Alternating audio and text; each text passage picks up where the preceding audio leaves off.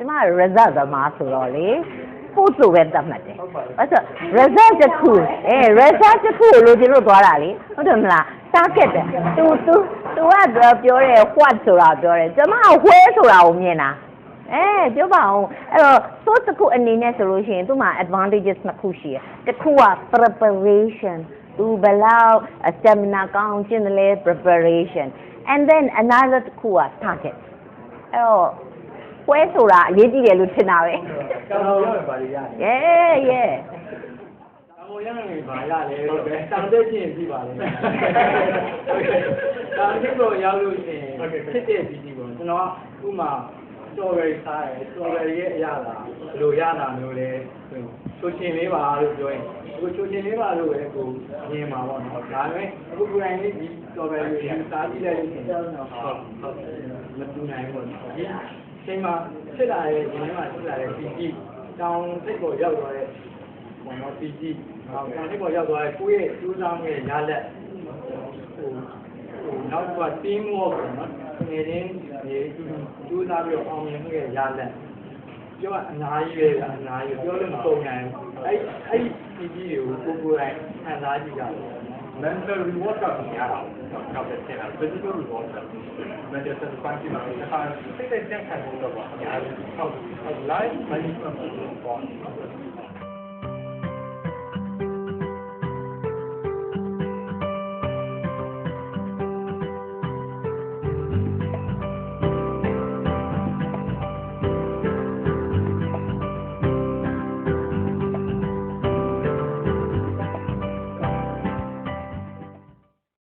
မြင်တာတော့တောင်ထိပ်ကိုရောက်ပြီဆိုရင်ရတာပါလဲဆို experience ပဲအဲ့ဒီ experience ကဝယ်လို့လည်းမရအောင်နော်သူများစီကနေပလာဂျီယာရီစင်ကူးချလို့လည်းမရအောင် internet မှာလည်းမကြည့်ဘူးကိုယ်တိုင်သွားရတာအဲ့လိုမြင်တာပဲပြီးတော့အားစားကြီးလည်းကျွန်တော်အားစားလေးမဟုတ်ဘူးဆိုတာဘာလို့ဆိုတောင်တက်တာဝယ်ကြည့်လို့မရဘူးဘောလုံးကကျွန်တော်မကစားလို့သွားကြည့်လို့ရတယ် it's a sport လက်ခံတယ်ဘောကျွန်တော်မကစားလို့သွားကြည့်လို့ရတယ်တောင်တက်တာကျွန်တော်မတက်တဲ့တိုင်းကြည့်လို့ရတယ်နောက်တော့ကျွန်တော်ကင်မရာကြည့်ပြီးdocumentary ပါရှိပါတယ်အဲ့ဒါလည်း documentary ကြည့်လို့ရပါတယ်အဲ့ဒါကျွန်တော်က live ကိုပြောတာအဲ့ဒီဆရာလေးနဲ့လိုက်တော့မှရတယ်ဆရာအမြင့်တဲ့ချိန်တော့ကျွန်တော်ကြားရတယ်ဆရာစကားလိုက်အဲ့ဒါကျွန်တော်လည်း adventure ဘက်ကိုရောက်တာဆိုတော့ဒါကျွန်တော်ညံပြီးသူပြောတာပဲကဘာလို့ sport လို့တက်ခံတာ ဆရာတို့သတ်မှတ်တဲ့ဒီ adventure ဆိုတဲ့ category ကလေဒီမှာရုပ်ရှင်သမားဆိုတော့ genre အနေနဲ့ကြည့်ရင်တော့လေဒါဟုတ်တယ် adventure heroes journey ပဲ journey တစ်ခုကိုသွားတာအဲ့ထဲမှာဝင်တယ်ဒါပေမဲ့ဒီနေရာမှာဘာကွာလဲဆိုတော့ risk taking ကွာဆရာတို့ adventure ဆိုတာဘယ်လို risk လာမလဲဆိုတာနဲ့စိတ်လှုပ်ရှားစွာနဲ့သွားတာသူတို့က calculated risk ရှိပြီးသားဒီ risk ကရောက်အောင်အတွက်ကိုလည်းဘယ်လို survive ဖြစ်မလဲဆိုတော့ technical know how လည်းရှိပြီးသားအဲ့ဒါနဲ့ရောက်အောင်သွားတယ်လို့ကျမတို့မြင်တယ်ဒါကြောင့်မို့ကျမ sports ဆိုပြောတာဒါပေမဲ့ဒီအားကစားမှာပေါ့နော်မိန်းကလေးတွေကတော့ပေါ့ကျမ risk ယူရတယ်ထိုက်တယ်လားနောက်ပြီးတော့မိန်းကလေးတွေမှာကျတော့မိန်းကလေးတွေရဲ့သဘာဝရှိတယ်မိန်းကလေးတွေအလှပါရှိတယ်ဒီလိုမျိုးအားကစားနဲ့မိန်းကလေးတွေကတော့ကျမမှာ staff တယောက်ရှိရဲ့ Hunter ဆိုတာလေသူကချင်းချင်းနဲ့တောင်းတဲ့အတင်းอ่ะအဲ့မှာရေခဲတောင်ပြောင်းတက်တယ်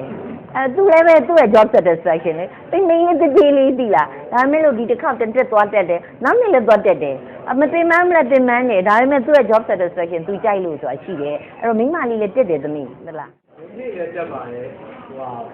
နောက်ဒီပြီးတော့ဒီကျွန်တော်တို့ဒီမှာမိန်းကလေးကကိုလိုနေပြပါမလားဆိုပြီးတော့တွေးကြတယ်။ဟုတ်ပြီနော်။ဟိုပြီးတော့ဒီအားကစားကဏ္ဍမှာလည်းတခြားဟုတ်တာမဝုန်းမရဲဖြစ်ကြတယ်။ကျွန်တော်တို့ကမိန်းကလေးကိုတက်ရင်ပို့ပြီးတော့ကြိုက်တယ်ကျွန်တော်တို့ရဲ့ဒီမှာမိန်းကလေးရဲ့စမ်းဆောင်နိုင်တဲ့အရေးတွေကဒဘာနဲ့ရေမောင်တန်းနိုင်တယ်ဆိုတော့ပြနိုင်တယ်လားဟိုကျွန်တော်တို့ဒီကျောင်းနေရတဲ့ချင်းဥမာကျောင်းနေရတဲ့ချင်းဆိုသူမိန်းကလေးရဲ့သဘာဝဖန်တီးပေးထားတဲ့အယိုးဖြစ်အနေထားဘာညာယောက်ျားလေးတွေပို့ပြီးကြော်တယ်နိုင်ငံကဒီလေးရဲ့တက်တဲ့ skills ကပိုကောင်းတယ်သူရဲ့ body weight ကိုသူတို့နိုင်နေတဲ့ပုံမှာသူရဲ့ခန္ဓာကိုယ်ကဖွဲ့ပြီးပေးထားတဲ့ structure ယောက်ျားလေးတွေပိုကောင်းအဲကြောင့်လို့ဒီဘာမှာဒီ514 0ဘာလို့တက်သွားတာမိန်းကလေးတွေအများကြီးပဲဟုတ်တယ်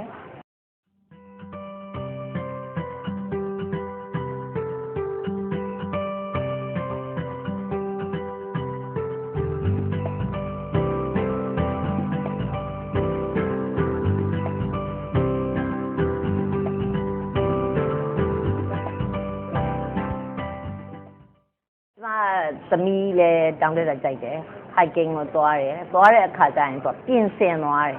ဒီနေရာကနည်းနည်းချောတယ်ဒီနေရာမှာတော့အကုတ်ရှိနိုင်တယ်နောက်ပြီးတော့ဟိုဘက်ကိုရောက်သွားဖို့အတွက်ဆိုရင်ရေကဘယ်လောက်ယူသွားရမလဲအဲ့ဒါဒီပါတက်တယ်နော်အဲ့ဒီ calculated အဲ့ဒါကြောင့်ကျွန်မ sports ဆိုပြောတာသင်တန်းတက်ပြီးမှတက်လို့ရတာလားဒါမှမဟုတ်ကျွန်တော်တို့ instant နေတယ်လို့ပါကျွန်တော်တို့ဒီဟာပေါ့နော်တက်နေနေနဲ့ပဲကျွန်တော်အခုတင်စုပြီးအဲ့ဒါကြောင့်ကျွန်တော် adventure လို့ပြောတယ်ဘယ်လိုပြောတော့ဒီမှာကျွန်တော်ဘောလုံးတင်တဲ့ဟို rules တွေဒါဟိုဘာလို့ပတ်နေရပေးလာတဲ့အခက်အခဲတွေကြတော့ကျုံမလို့နိုင်ဘူးဒါကြတော့ဟိုဘောင်းနေမှာပဲဒါတင်ယူကဒီ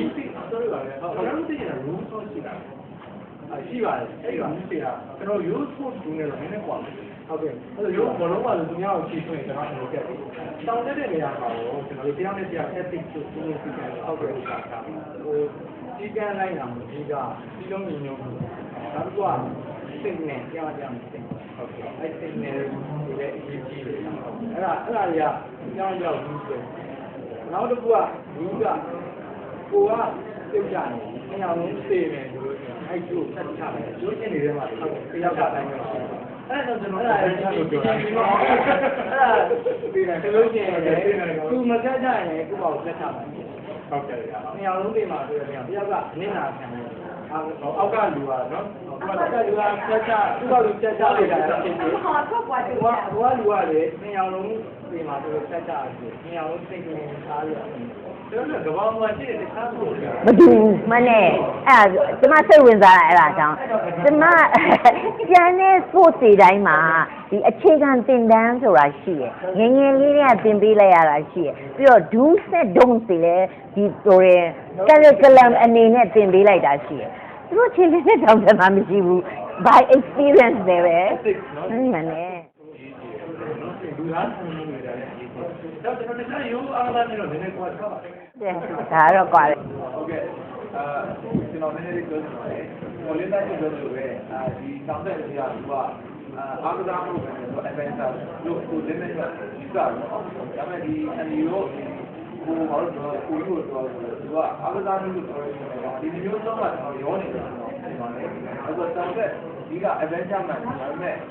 အားကစားဒီနဲ့ပါ water နဲ့တူတယ်ဆိုတော့သူကတောင်တလုံးတက်ပြီးတော့ရင်နောက်တလုံးတက်တယ်တလုံးကြီးတော့နောက်တလုံးတက်တယ်ဆိုတော့ကားကတစ်ခုကြောက်သွားတယ်သူကဟောပေါ့နော်အောင်မြင်မှုကြည့်ရတယ်နော်ဆက်စရိုက်သွားတယ်ဖြစ်တယ်အားကစားဖြစ်နေတယ်ဒါတော့ခုနကပြောလို့ဘောလုံးဝဲရပါမှာသူကအဲအားကစားဒီမှာတောက်တဲ့ဒီကိုတွဲထုတ်နေတာဖြစ်ပါတယ်သူကတကယ်လို့ပါတယ်လို့ပဲကလောက်တိုင်းကိုကြည့်ရတယ်သူကအားလုံးလေကားမြင့်ပြတ်နိုင်ပါတယ်ဘောလုံးသမားတွေလေကားတဲ့စိတ်ဆုံးမှာတော့ရောက်တယ်သူကတော့ကျင်းနေကိုပြီးတော့မြောက်ခိုင်းတယ်အဲ့တော့သူကအပေါ်တက်ခြင်းနဲ့ဒီခုနကအားကစားနည်းလို့တွဲတယ်နော်အဲ့တော့စာကြည့်လို့လည်းပြောလို့မရဘူးသူက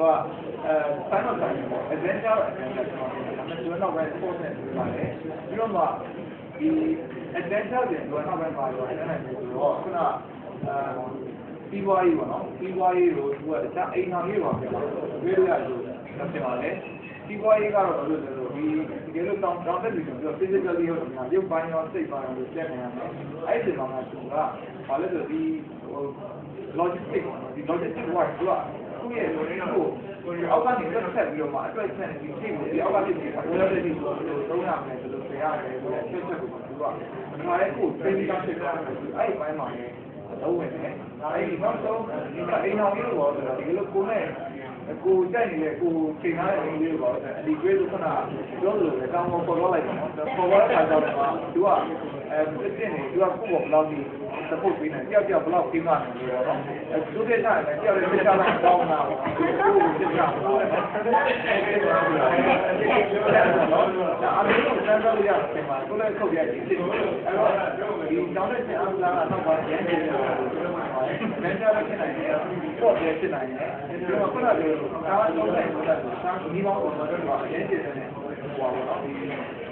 ကိစ္စခုဖြစ်တဲ့အတွက်တောင်းတဲ့ဒီကတော့ဒီနေ့စိတ်ဝင်စားဖို့ကောင်းတယ်ကျွန်တော်တော့ဘယ်ဟာမှဒီနေတာမျိုးလုံးတွေတော့လက်ခံပါဘူးဒီနေ့ပြန်နေရတော့ဒါဒီလိုဘုံမဲ့အောင်ဒီလိုဒုစရနေတယ်ဘဝမှာနေလို့ဒီလေဘဝရဲ့နောက်တစ်ခုဆိုတာပဲဒီလိုကလည်းဒါပေါ် physically လာလို့ဆိုတာပါဆိုတော့ဒီလိုကြောက်ဖြတ်ခဲ့တဲ့တောင်းတယ်အများကြီးရှိခဲ့ပါတယ်ဖြတ်ခဲ့တယ်အများကြီးရှိတဲ့တိုင်ဝမ်တွေလည်းရှိခဲ့တယ်အဲ့တော့မွေတွေ့ရရဲ့ရှိတဲ့တားတွေ့ရရဲ့ရှိရဲ့ဘဝမှာဒါပေမဲ့အဲ့ဒီအရာအားလုံးကိုပြန်လိုက်တဲ့အခါမှာအားမတသိလေးတွေရှိတယ်အဲ့တော့ဒီလိုရှိမှဆက်ရမယ်ဒါမျိုးရက်တာဒီဘောတော်ကိုမျိုးနဲ့ရှိပါတော့ဒါမျိုးဒီကဒါဘဝအတွက် struggle လုပ်နေရတယ်ဘဝမှာ challenge တွေကိုဒီလိုမျိုးပေါ့ဖြည့်ရှင်းနေရတယ်ဒါတော့ဒီတော့ဒါ adventure ဆိုပြီးတော့အစ်ကပုံစံမျိုးပြောရပါတယ်ဒါမျိုးဒီစုံကားတာကိုတက်တယ်ဘဝမှာစုံကားတာကိုတက်တယ်စုံကားမှုကရလာရတဲ့ကိုလည်းဒီရက်ခါနဲ့စပြောလို့adventure ဆိုပြီးဒါသူ့ရဲ့ကိုကတော့ဒီ sports ထူးခြားတဲ့ sports လို့မြင်တယ်။ဘာလို့လဲဆိုတော့သတ်မှတ်ချက်နေရာမရှိဘူး။ space က limited မဖြစ်ဘူး။ဘောလုံးကစားနည်းဘောလုံးကွင်းကိုသွားရမယ်။ဂေါက်ကွင်းကစားဂေါက်တီးကစားဂေါက်ကွင်းကိုသွားရမယ်။ရေကူးရင်ရေကူးကန်ကိုသွားရမယ်။ဒါမဲ့ဒါကဘာဝမှာသွားလို့ရတာလေ။အဲ့ဒါတခုကအားသာတဲ့အားကစားနည်းလို့ကိုကတော့ပြောချင်တယ်။ဒီပေါ့လေကိုဝေးလို့ဒီမှာပေါ်တဲ့ကောင်ကြီးလာလာလို့ဒီမှာတော့ကျောင်းတက်တယ်မလို့ဦးမင်းဒီတော့ဘယ်လိုလဲပြောရလဲဒီကဘိတ်တိုင်းလည်းရှိတော့ဒီတော့ဟုတ်တယ်အော်ဒီသူ